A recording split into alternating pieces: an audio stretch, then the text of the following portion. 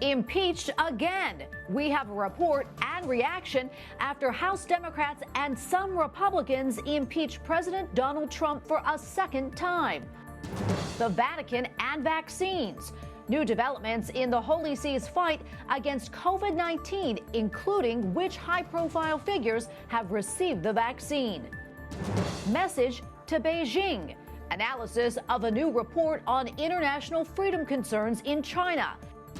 And scandal in Ireland. An Irish bishop weighs in on an investigation into the deaths of thousands of babies in institutions, some of them run by the church.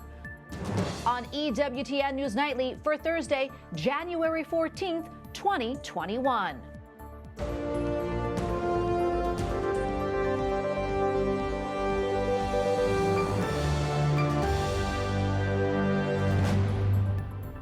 Thank you so much for being with us tonight. I'm Tracy Sable. President Donald Trump says that there is never a justification for violence, no excuses. He released a video statement after getting impeached a second time. While President-elect Joe Biden continues to blame President Trump for last week's attack at the Capitol. White House correspondent Owen Jensen begins our team coverage now. Owen? Tracy, good evening to you. Tonight, as Inauguration Day draws near, President Donald Trump is asking for calm and peace. This as his own future remains up in the air. Vice President Mike Pence was seen arriving at the White House this morning, looking ahead to security for Inauguration Day in the wake of last week's violence at the Capitol. This as President Donald Trump appeals for peace, releasing this video hours after he became the first president to be impeached twice. I want to be very clear. I unequivocally condemn the violence that we saw last week. Violence and vandalism have absolutely no place in our country. President Trump adds every American deserves to have their voice heard in a respectful and peaceful way, and everyone must follow the law. Now I am asking everyone who has ever believed in our agenda to be thinking of ways to ease tensions, calm tempers, and help to promote peace in our country. The question, could President Trump try to pardon himself? Former Attorney General Alberto Gonzales advises against it, saying it may look like an admission of guilt. Still, the truth of the matter is it's not prohibited in the Constitution. The Supreme Court has never ruled on this, so it really is an open question. President-elect Joe Biden supports the impeachment, accusing President Trump of inciting the violence at the Capitol. Now he urges the nation to stand together, writing, "This nation also remains in the grip of a deadly virus and a reeling economy. I hope that the Senate leadership will find a way to deal with their constitutional responsibilities on impeachment while also working on the other urgent business of this nation." And later tonight, President-elect Joe Biden will deliver a speech that lays out his vaccination and economic relief package to beat COVID-19, and as he says, build back better.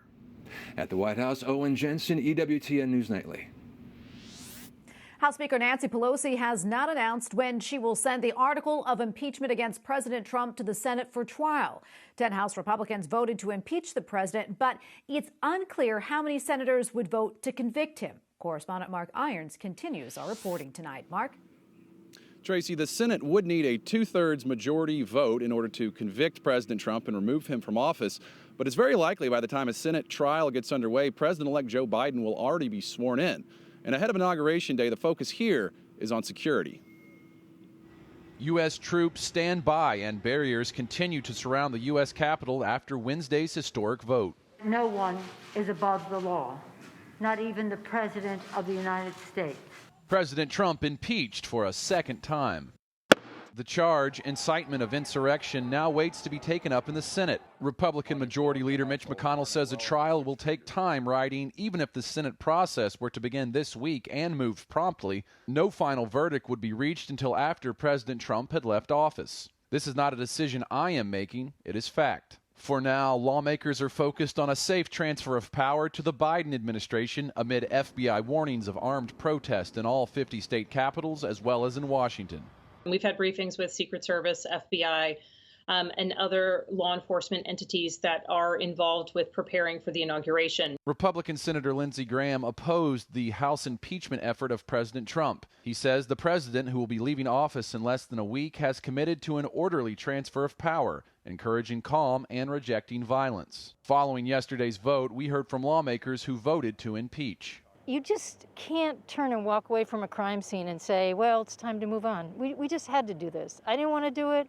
We can't gloss over and we can't skip over accountability. He has to be held accountable.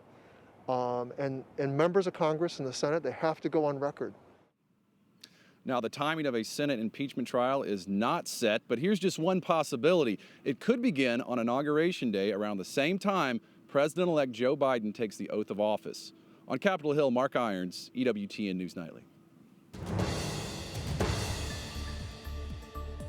Pope Francis and Pope Emeritus Benedict XVI have both received their first dose of the COVID-19 vaccine this morning. On Sunday, Pope Francis referred to the vaccine as an ethical action to save lives. The Vatican started vaccinations yesterday to healthcare workers and the elderly who chose to receive it. Vatican employees and their families will be offered the vaccine next.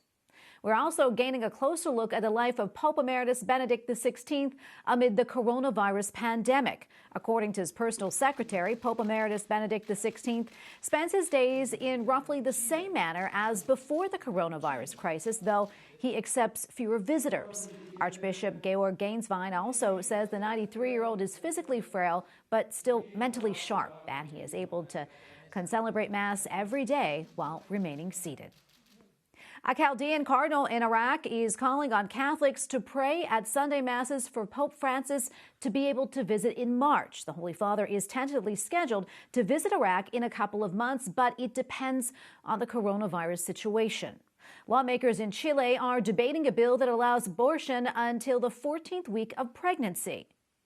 Ni siquiera la posibilidad de tener que llegar a abortar. The abortion bill has been dormant since it was introduced to Congress over 2 years ago. However, it returned to prominence after neighboring Argentina legalized abortion. Dozens of pro-abortion activists rallied outside of Congress today. Thousands of refugee homes are destroyed after a fire rips through a camp in southern Bangladesh.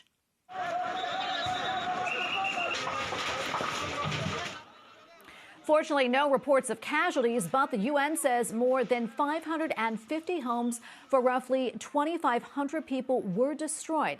The camp is for the Rohingya refugees. About 150 shops were also destroyed in that fire. 13 Christians were killed every day in the last 12 months. That is according to the annual World Watch List. The report on Christian persecution was presented at Italy's House of Representatives yesterday by Open Doors, a nonprofit organization. The report says the COVID-19 pandemic acted as a catalyst for religious persecution, as well as increased Islamic extremist attacks. As China's mass detention of Uyghur Muslims in Xinjiang continues, the U.S. government announces that it will halt imports of cotton and tomatoes from the region in its most sweeping action yet to pressure the Communist Party over its campaign against ethnic minorities. The U.S. Commission on International Religious Freedom, also known as USCIRF, estimates that anywhere from 900,000 to 1.8 million Uyghurs and other ethnic Muslims in Xinjiang have been detained in more than 1,300 concentration camps.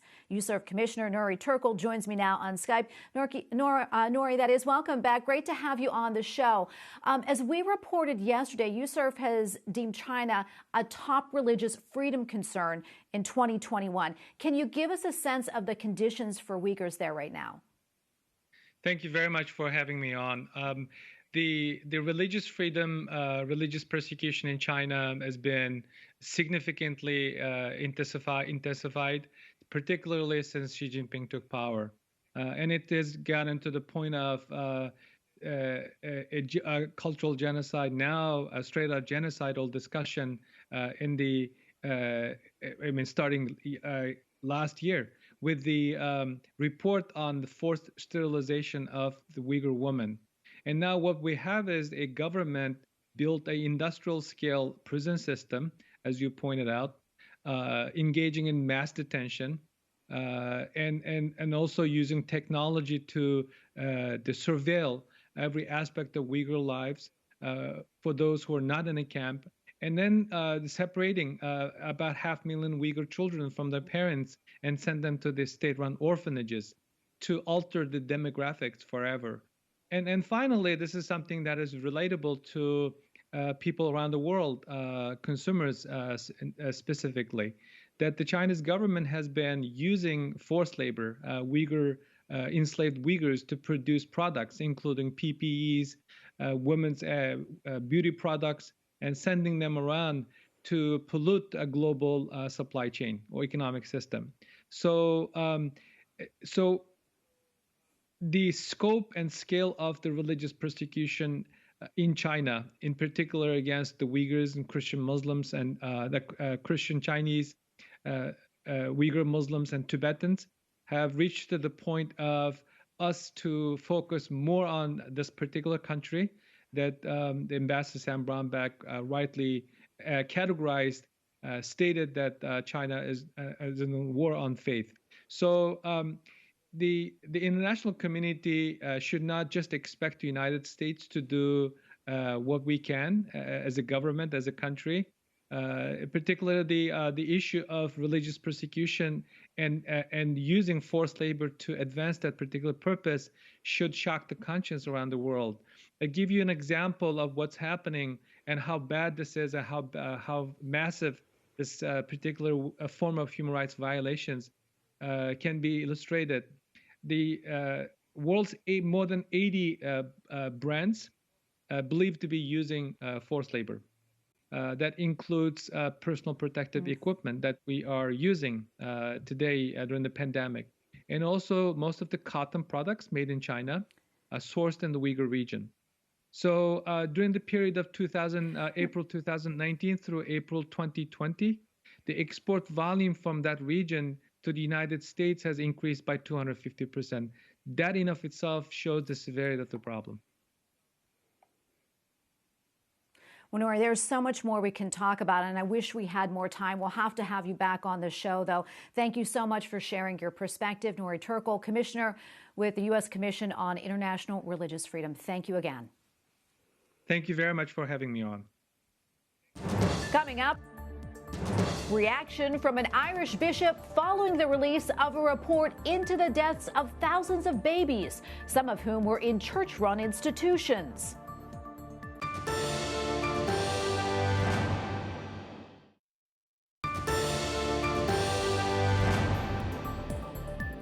Continued reaction tonight from Ireland following the release of a long-awaited report detailing decades of harm suffered by unmarried women and their children at so-called mother and baby homes in the country, many of them church-run institutions. Yesterday, Irish Prime Minister Michael Martin issued a formal apology on behalf of the state for what he called its complicity in, quote, a profound failure of empathy, understanding, and basic humanity. Bishop Alphonsus Cullinan of the Diocese of Waterford in Lismore joins me now on Skype to talk more about this. Your Excellency, thank you so much for coming on the show and for your time today. We appreciate it. The abuses outlined in this report really are quite difficult to process. What went through your mind as you learned what happened? Yeah, I would say upset and painful to read. It must have been extremely difficult, extremely painful for those who lived through these times. From the 1920s until the 1970s, this report covers that period. It was 5 years in the making. It runs to 3,000 pages. And it's a mixture of the good and the bad. Some people were well cared for and treated okay, and many, unfortunately, met with disdain, disrespect, and a horrible treatment. So it's a harrowing read, and we look at these stories, personal stories of our sisters. And it is painful reading. There is no doubt, and unfortunately, that where these women should have been treated with respect and care in the homes. Sometimes, oftentimes they weren't. As I say, not always. And we have many of the religious sisters dedicating their lives to looking after these homes, which the state handed over very often to the religious to run. And but there is no excusing the treatment that some of these young women had. It was just appalling, harrowing, gut-wrenching, and inexcusable. Yeah, indeed. As we mentioned, Ireland's Prime Minister apologized on behalf of the government, saying the state failed the mothers and children in these homes. Do you think that more should have been done or should be done, such as a criminal investigation? Well, certainly, if crimes have been committed, then those should be investigated by the correct authorities. I suppose the difficulty in doing that is it goes back so far, but certainly these things should be brought out into the open, and we must not be afraid of the truth, and it is the truth that will help us all. And I see that the good that can come out of this report is, first of all, the acknowledging of the pain and suffering of those many women who were treated so horribly and inhumanely. But also for us in these times, in our imperfect society, that we will learn to be more compassionate and to judge no one because of their background or life experiences, that we try to show the charity of Christ to all, irrespective. And that is what we should be learning, I think, in these times. We cannot say that we live in a perfect society. We can learn from our past. Let our past be our teacher, and let us try to learn the lessons that the past can teach us to be more like the people that Christ wants us to be. Your Excellency, we don't have a lot of time left, maybe 30 seconds or so, but I am wondering, what role would you like to see the Church play in bringing about healing for the survivors? Yes, I mean, to continually offer to those in any kind of need, and especially families, because the mother and baby homes wouldn't have existed only for the breakdown of the family, and these women who were mistreated by the men who got them pregnant did not care for them, and their families did not care for them. So what can we do to build up family life, to continue to do that, as Pope Francis did when he came to Ireland a few years ago for the World Meeting of Families, to continue to build up family life so that the family becomes always a place of welcome, always a place of refuge, always a place of healing. Well, Your Excellency, thank you so much for coming on the show and talking to us about this. We really appreciate it. We really appreciate your time. God bless you. Thank you, and God bless you and all your listeners.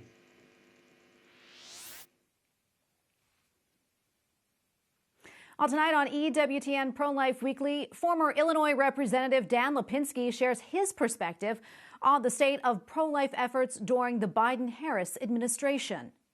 I'm hopeful that because the majorities in the House and Senate are so narrow for Democrats, I'm hopeful that we will not see major policy changes, such as getting rid of the Hyde Amendment. Lipinski, a pro-life Democrat, also shares his message to President-elect Joe Biden when it comes to his radical abortion stance. That's tonight on EWTN ProLife Weekly at 10 p.m. Eastern. Up next, A closer look at the Gospel of Mark, which will be a regular part of Mass this liturgical year. And lawmakers in North Dakota introduce a measure regarding priests and the seal of confession.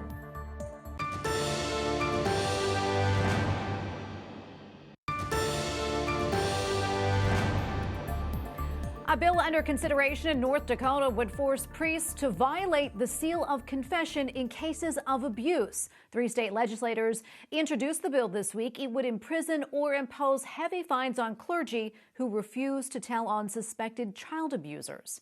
We are in year B in the 3-year cycle in the lectionary at Mass. It means that we will be reading the Gospel of Mark, and it's a little different from the others. Joining us now is Dr. Scott Hahn, professor of Biblical Theology and the new Evangelization, that is, at the Franciscan University of Steubenville. Dr. Hahn, welcome back. Always great to see you. So tell us, in what ways is the Gospel of Mark different from others? Well, it is clearly the shortest of the Gospels. It has no infancy narratives. It also has far fewer parables, barely a half dozen, compared to Luke, who has 23. You also have more miracles per chapter, 20 miracles in Mark's Gospel. When I say it's the shortest, it's not only short in terms of 16 chapters as opposed to Luke that's 24, Matthew's at 28, and John that comes in at 21. It also has a really abrupt ending as well, which is somewhat controversial. In addition, there's not an infancy narrative. There's no genealogy such as we find in Luke 3 and Matthew 1. But I want to just pause for a moment and emphasize this, that some scholars prefer to look at the differences between the 3 synoptic Gospels, Matthew, Mark, and Luke, in order to emphasize the disparities, the discrepancies, and how competitive or contradictory they are. When in fact, I think scholarship at its best rediscovers what the early church fathers taught us all, that there is a symphony, a harmony, a complementarity, that in this case, it's a diversity that doesn't threaten the unity of the fourfold gospel. It actually deepens it and enriches it. So when we hear Mark's gospel, end of this pause, 93% of what we hear in Mark is found in Matthew or in Luke. And so this is why they're referred to as the synoptic gospels, because there is so much of a synopsis and a convergence among them. But there are other aspects of Mark's gospel that we ought to be listening for throughout the year. Just like when you're trained in music, or even if you're not, you attend a symphony and you listen for the woodwinds or the strings or the brass, not to divide and conquer. No, we distinguish to unite. The one gospel comes from these 4 inspired sources. And I think that Mark is especially good because the Greek term immediately occurs over 40 times. It's almost beyond fast-paced. There's a breathless and a vivid style. Mark's gospel is derived from Peter's preaching. And you can see that the outline of Mark's gospel matches almost completely with Peter's preaching, not only at Pentecost in Acts 2, but also in Acts 10. Now, what difference does this make? Well, again, it reaffirms, it confirms the tradition that Peter had a companion named John Mark, just as Paul had a companion named Luke. And so it's an exciting time because there is a vivid, fast-paced style to Mark's gospel. I should also mention that besides fewer parables, you have more miracles. You also have Aramaicisms. Only Mark has Abba Father, Jesus' prayer. You also have other Aramaic statements that you find besides Talitha Kum, Eloi, Eloi, lama sabachthani, Rabbi, Rabboni, Korban. Mark uses a lot of Hebrew or Aramaic terms more than the other evangelists. He also has more than a dozen Latinisms. So you have technical terms like the term for the census, the centurion, you have the praetorium. I could go down the list, but the more we train our ears to hear what is distinctive to each of the 4 Gospels, the deeper the enrichment is for us. But I would also say Mark has 3 passion predictions in chapters 8, 9, and 10. And by the time you get to Mark 10, that really is the climax of Mark's Gospel, where Jesus insists the Son of Man has come not to be served, but to serve and to give his life as a ransom for many. He is the servant as the Son of Man. The opening verse describes him as the Son of God. So you have it all. Jesus, the Christ, the Son of God, the Son of Man, and the servant of us all. And this gospel is so down to earth. It's so real to life. And I think it really gives us an opportunity to come to know our Lord much more closely. Well, Dr. Hahn, I wish we could talk longer about this, and we certainly could, but unfortunately we have to leave it right there. Thank you so much for coming on the show and speaking with us today. We really appreciate it. Oh, you're so welcome, Tracy. Thanks for the invitation and the hospitality. And we thank you for watching tonight. For the entire EWTN News Nightly team, I'm Tracy Sable. Good night and God bless.